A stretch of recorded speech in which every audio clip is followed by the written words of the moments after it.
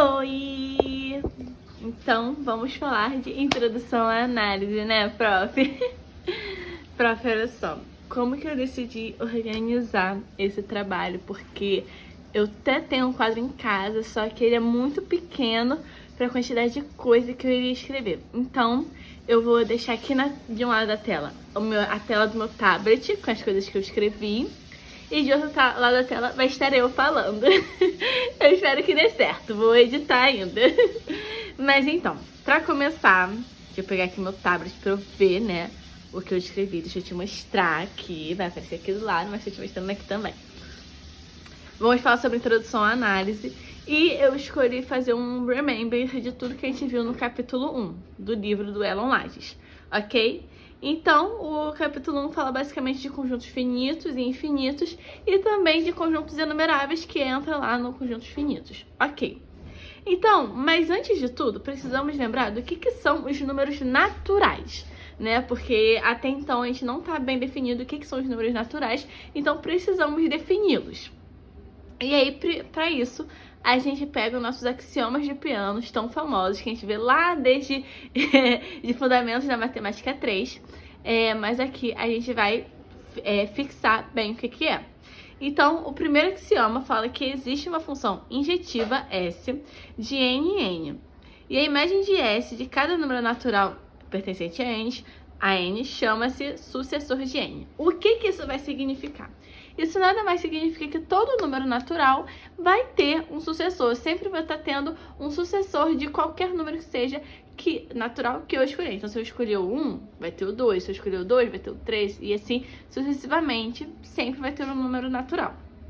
Ok. E isso dá-se uma função injetiva, porque para todo número natural n, eu vou ter um sucessor relacionado a ele. Então, sempre vai ser a relação de 1 para 1. Ok. Deixa eu ver se tá gravando certinho. Ok. 2. Existe um único número natural, 1, pertencente aos naturais, tal que 1 é diferente de Sn para todo n pertencente aos naturais. Eu acho muito engraçado, porque todas as definições, elas são bem bruscas. Então, você olha assim, isso aqui parece tá falando o quê?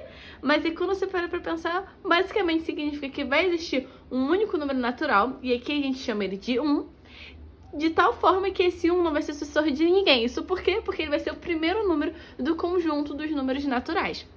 Então, esse segundo axioma é muito importante para a gente definir que o conjunto dos números naturais não começa no 0, por exemplo. Aqui vai começar sempre no 1.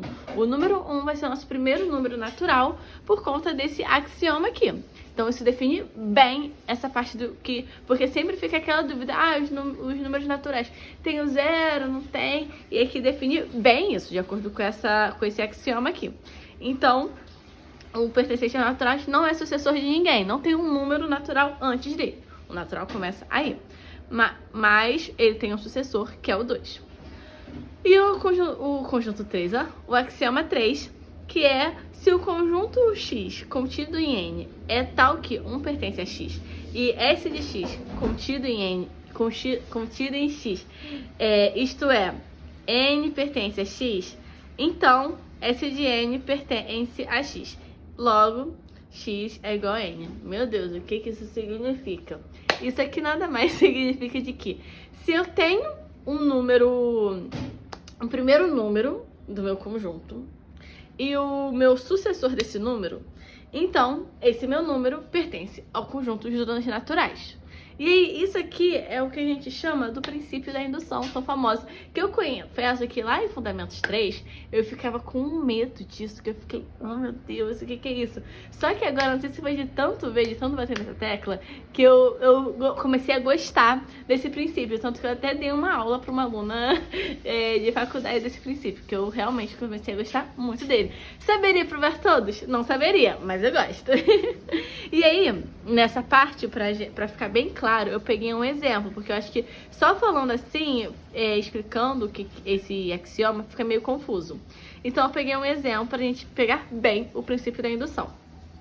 E aí, eu peguei o seguinte exemplo. Usando a indução, prove que 1 mais 1 mais n vai ser igual a n, que eu multiplico n mais 1 sobre 2.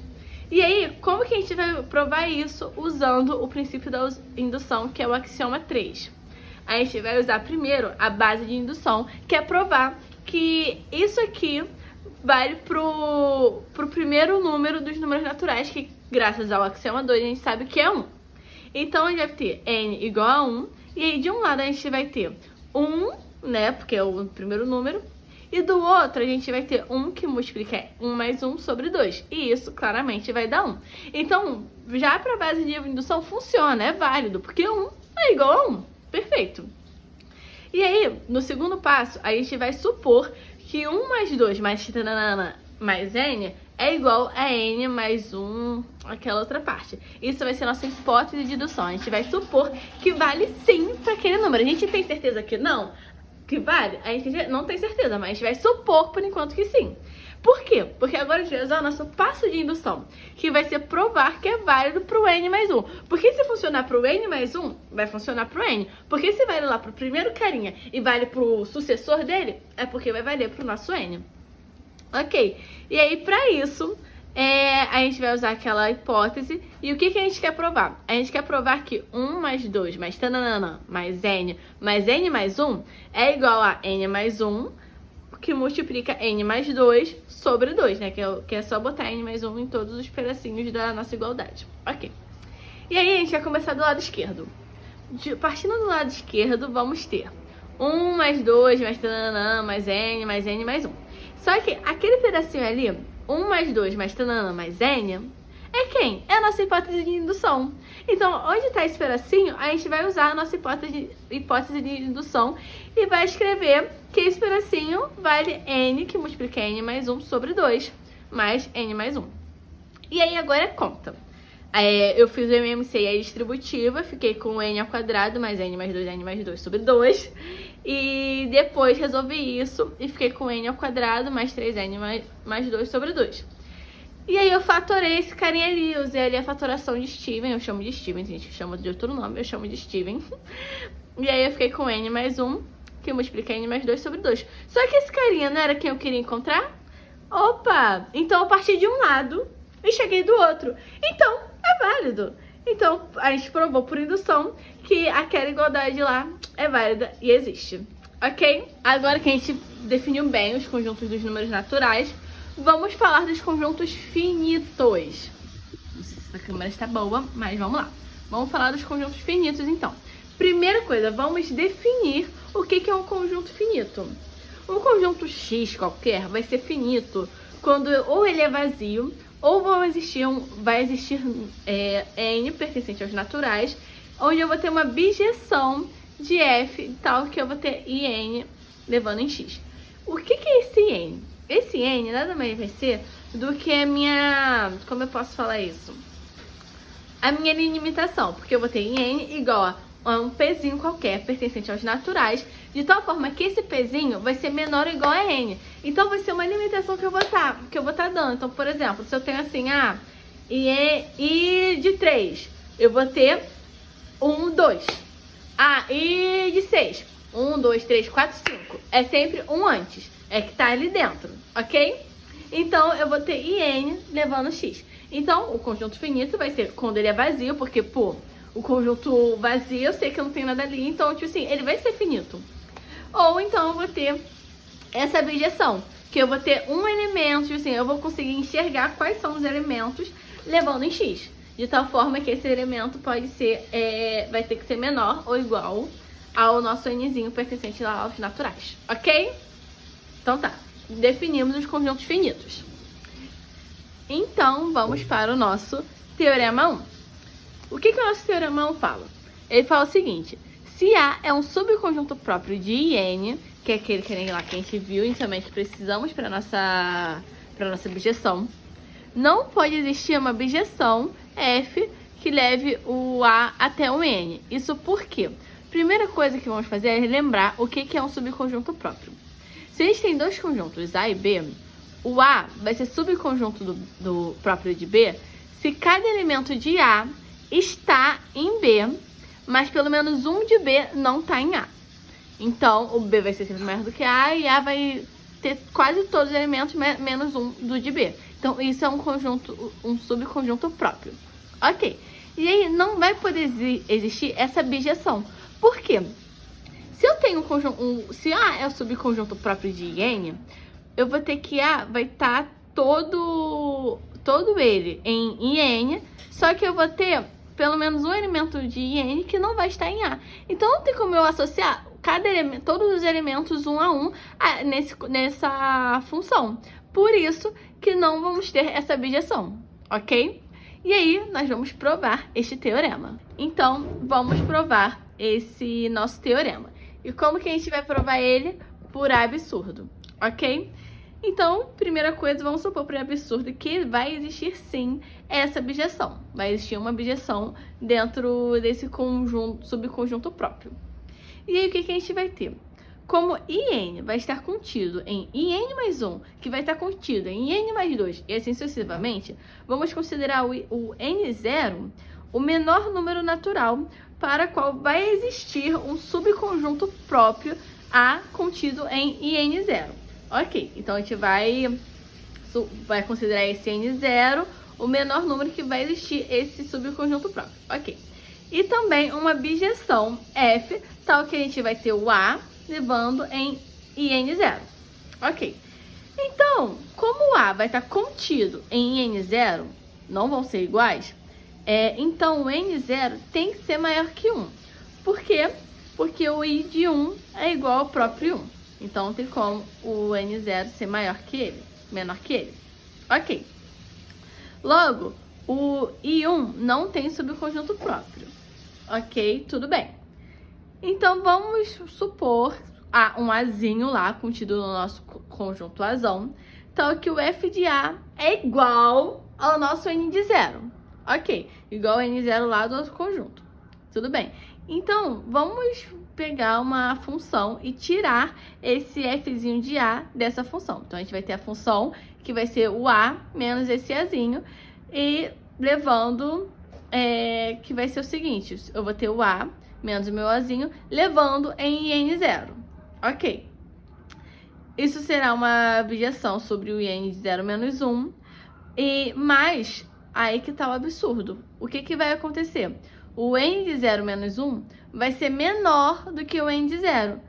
Isso vai ser um absurdo. Por quê? Porque o N0, a gente viu lá no começo que o N0 é o menor número que vai existir uma bijeção com um subconjunto próprio. Isso a gente definiu lá em cima. Então, como que eu tinha isso no começo e depois eu encontrei uma outra bijeção? Não tem como.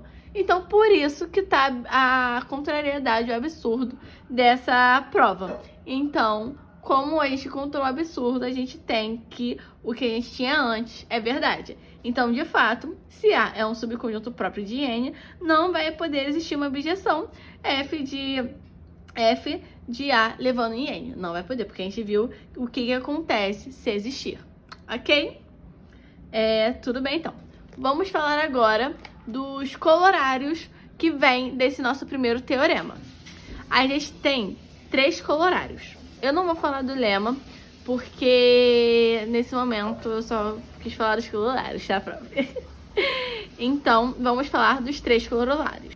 Agora vamos ao corolário 1 desse teorema 1. O corolário vai ser uma consequência do teorema. O que ele fala? Se F vai de IM até X e G vai de IN até X, e essas funções são bijeções, então M é igual a N. Esse corolário nos mostra a cardinalidade de um número natural. Porque se eu estou tendo uma função que está indo de um mesmo número de um lugar e saindo do outro, e a outra está saindo de algum lugar que aparentemente eu não sei, mas tá chegando nesse outro, e tem a mesma, e elas duas são bijeções, elas são tanto injetivas quanto sobrejetivas, isso só vai acontecer se a quantidade de elementos dessas duas funções forem a mesma, ok? Esse é o nosso corolário 1. Corolário 2. Eu vou ter, seja X um conjunto finito, uma aplicação F de X em X é injetiva se e somente se ela é sobrejetiva. Por quê? Eu tô pegando do mesmo conjunto e levando para o próprio mesmo conjunto. Então não tem como ela ser injetiva sem ser sobrejetiva, se esse conjunto é finito. Se ele é infinito, aí a gente vai ver mais pra frente. Mas se ele é finito, se ela for injetiva, ela só pode ser injetiva se ela é sobrejetiva e vice-versa. E por último temos o corolário 3. Não pode existir uma bijeção entre o conjunto finito e sua parte própria. O que isso significa? Eu não vou poder ter uma aplicação, né, uma função injetiva e sobrejetiva de um conjunto finito, sei lá, 1, 2, 3, 4, isso, e uma parte sua própria, porque a parte própria vai pegar só um pedaço do meu conjunto. Então, como é que eu vou ter, tipo assim, uma bijeção de um inteiro, sei lá, 1, 2, 3, 4 e 1, 2, 3? Não tem como. Então, por isso que não existe essa bijeção. Ok, agora vamos falar do teorema 2. Todo subconjunto de um conjunto finito é finito. Então, não importa qual subconjunto que eu pegue de um conjunto finito, ele vai ser infinito. Por quê? Não tem como eu pegar um conjunto lá finito, sei lá, do 1 ao 100, peguei um subconjunto dele, do 1 a 50. Vai ser finito, porque eu tô pegando de um... Eu não tenho... Se ele fosse infinito, eu teria que estar pegando de um... além do meu conjunto finito. Então, não tem como. Ok? Agora, vamos ao corolário 1 do teorema 2. O que ele nos fala? Dada uma função x, dada uma função de x em y, e aí se y é finito e f é injetiva, ou seja, eu tenho uma quantidade limitada, finito, para nossa imagem, né, para o nosso contradomínio, e a função f é injetiva, ou seja, cada elemento de x está sendo elevado em 1 de y, então o x vai ser finito, porque isso só vai poder acontecer se eu tiver a relação 1 para 1. Então, não tem como x ser infinito. Ok. E se x é finito e f é sobrejetiva, então y é finito. Então, agora é o contrário. Eu tenho o nosso domínio finito, com uma quantidade limitada de elementos, e essa função vai ser sobrejetiva. Então, para cada elemento do meu domínio, eu tenho um elemento na imagem, ok? A imagem não tem elemento solto na imagem. Então, isso só vai acontecer se a minha imagem, se o meu contradomínio for finito. Porque quando o meu contradomínio for finito, ele vai ser igual à minha imagem, que vai ser os elementos associados ao meu domínio, ok? Esse corolário a gente tem que tomar muita atenção para não confundir as coisas. A gente tem que lembrar que se isso é finito e a função é injetiva, o meu x é infinito. Não tem como eu confundir as coisas. Não tem como falar, se o y é finito e a função é sobrejetiva, por exemplo. Não. É y finito e a função injetiva. Então, aí sim o x vai ser infinito. Agora, para y ser finito, eu vou ter que ter x finito e a função sobrejetiva, ok? Essa informação a gente usa quando vai provar algum outro corolário, algum outro teorema. E agora, nós chegamos no corolário 2, que fala: um subconjunto x contido nos naturais é finito somente se ele é limitado. Não tem como ele ser finito e ilimitado, ok? Agora falamos tanto sobre finito, limitado, nananã. Vamos falar agora dos nossos conjuntos infinitos. E aí, quando que o conjunto é infinito? Quando ele não é finito. Mas, nossa, isso é muito amplo. Isso aqui não nos fala nada sobre o nosso conjunto. Tá, ok. Isso é meio óbvio. Todo conjunto infinito não é finito, ok. Mas aí, pra tentar nos dar uma ajudadinha, vamos pensar no seguinte. Ele vai ser um conjunto X. Vai ser infinito quando ele não é vazio e nem existe, seja qual for um elemento pertencente aos naturais, uma bijeção. Ou seja, não vai existir uma função injetiva e sobrejetiva ao mesmo tempo, ok? Isso é justamente a negação da definição de conjuntos finitos, ok? E aí eu trouxe um exemplo. podemos ter um exemplo, por exemplo, dos conjuntos dos números naturais, vai ser infinito. Por quê? Por conta do nosso corolário 2 lá do Teorema 2. Lembra aquele corolário que eu falei? Que a gente sempre usa para... Um corolário qualquer a gente usa para provar algo. Então, esse corolário 2 de um subconjunto X, conjuntos naturais, é finito se somente se é limitado, vai nos ajudar para provar que os números naturais são infinitos por conta desse corolário, ok?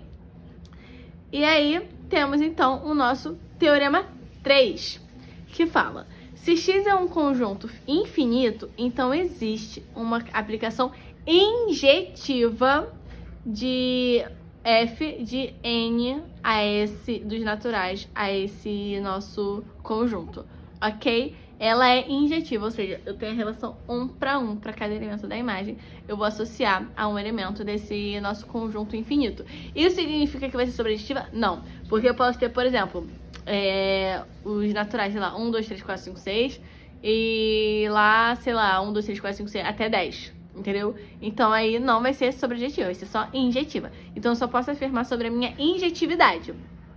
E aí desse teorema 3, a gente tem um corolário que é o único de conjuntos infinitos, que fala: se um conjunto X é infinito, ele vai ser isso...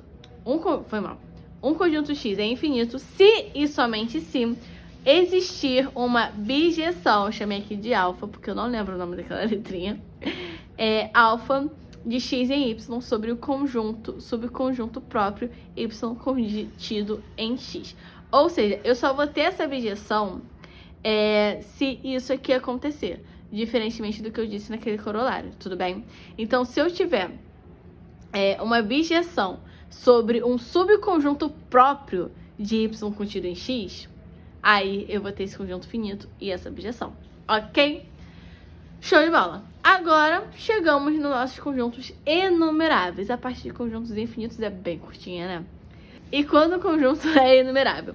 Um conjunto enumerável quando ele é finito ou quando existe uma bijeção dos naturais nesse conjunto. Ou seja, eu preciso usar lá a definição de conjuntos finitos e essa outra definição aqui, de existir essa bijeção. Ok? E aí eu tenho os meus conjuntos enumeráveis. E aí nós temos um teorema 4, que diz o seguinte: todo subconjunto X contido dos naturais é enumerável. Ou seja, sempre que eu tiver lá um subconjunto lá qualquer, peguei um pedacinho lá dos conjuntos naturais, ele vai ser enumerável, porque ele vai ser finito. Entendeu? Eu vou poder pegar um pedaço. E aí eu trouxe a prova desse teorema pra gente, prof. Vamos então agora provar esse teorema 4. O teorema 4, vamos então agora provar esse teorema 4. Primeira coisa, se x for finito, não temos nada para provar, porque tá na definição de conjuntos enumeráveis que todo conjunto enumerável é finito. Vamos então provar o teorema 4 de conjuntos enumeráveis. Então, primeira coisa, se x for finito, a gente não tem nada para provar, porque está na definição de conjuntos enumeráveis, que um conjunto enumerável é quando é finito. Então, se esse conjunto for enumerável, tá chuchu, beleza, não precisamos provar nada. Agora, se não for, que tá o problema, que aí a gente vai precisar provar. E aí, o que a gente vai fazer? Se ele não é finito, ele vai ser infinito. Então, tudo bem, vamos ter um conjunto x infinito. Vamos enumerar os elementos de x, sendo x1 o menor elemento desse conjunto. E aí, vamos supor bem definidos o x1 menor do que x2, menor que x3, até o xn, ok? E vamos escrever AN, um outro conjunto AN, sendo x menos x1, xn, ok? E vamos ver que o AN, esse conjunto AN que eu criei, vai ser diferente do vazio. Por quê? Se eu estou trabalhando com conjunto infinito, não tem como ser vazio, porque está na definição de conjuntos infinitos. Perfeito, então. Então, vamos definir x, n mais 1, o menor elemento de AN, porque o AN vai ser x menos todos os elementos até xn. Então, o xn mais 1 não vai entrar naquele pedacinho que eu tirei. Então, vai ser o menor elemento de AN. Então eu vou ter o quê? Que o meu x, na verdade, vai ter uma continuação. Ele vai ser x1, x2, xn e vai continuando. Ok. Então, se existisse algum elemento x pertencente ao meu conjunto x, diferente de todos os xn's, teríamos esse xzinho pertencente ao AN, para todo N pertencente aos naturais. Então, assim, o x seria um número natural maior de todos os elementos do conjunto infinito, o que vai contrariar o corolário 2 do Teorema 2, que diz o quê? Que um subconjunto x contido nos naturais é finito se somente se é limitado. Só que esse conjunto não é limitado. Ele é ilimitado. Então, não tem como isso acontecer. Então, assim, a gente chega num absurdo. Contraria esse teorema e isso não pode acontecer. Então, assim, todo subconjunto x contido nos naturais é enumerável. Ok? E dito isso, provado o teorema 4, vamos ao corolário 1. Seja f que vai de x até y injetivo, uma função injetiva, se y é enumerável, x também vai ser enumerável, porque, pô, se eu tô pegando os elementos de y e consigo enumerar eles, então eu vou conseguir enumerar os de x, só que isso só vai acontecer se a relação for de 1 para 1. Então, vai ser injetiva os dois conjuntos. E além disso, a gente chega a uma conclusão que todo subconjunto de um conjunto enumerável também vai ser enumerável, o que faz total sentido. Ok, o corolário 2 nos diz o seguinte: seja uma função de x em y sobrejetiva. Se x é enumerável, y também é. Então aqui a gente tem aquela mesma coisa. No primeiro corolário eu falo sobre o meu contradomínio ser enumerável. E aí isso faz com que o meu x também seja. Na segunda, eu tô falando do meu domínio, de ser enumerável, então meu y também vai ser enumerável. Essa é a diferença do corolário 1 pro corolário 2. E aí no corolário 3, ele fala o seguinte: o produto cartesiano de dois conjuntos enumeráveis é um conjunto enumerável, porque eu tô fazendo um produto entre dois conjuntos enumeráveis que eles têm a mesma propriedade. Então o resultado só pode ser enumerável. E por último, o corolário 4. A reunião de uma família enumerável de conjuntos enumeráveis é enumerável. Então, se eu tenho uma família de conjuntos, eu tenho um conjunto enumerável aqui, um conjunto enumerável aqui, um conjunto enumerável aqui, ali e tal. No momento que eu reúno tudo, eu tenho um conjunto enumerável no final. Ok? Eu lembro que eu usei esse corolário 4 em algum exercício que você passou, prof. Que ele me marcou assim, que eu fiquei igual uma doida caçando um corolário que servia, e ele serviu. Mas é isso, prof. Gostei muito de fazer esse trabalho, assim, eu achei muito importante. Inclusive, eu tô pensando em fazer da parte 2, tipo assim, quando as aulas voltarem, então, porque eu achei que isso ajudou a fixar a matéria, porque eu tive que estudar, né, pra conseguir vir aqui explicar. Então, eu achei muito interessante, eu gostei muito, tá, da proposta. E é isso, prof, nos vemos nas voltas às aulas, que finalmente a greve acabou, e eu espero que eu tenha ido bem nesse trabalho. Tchau, prof!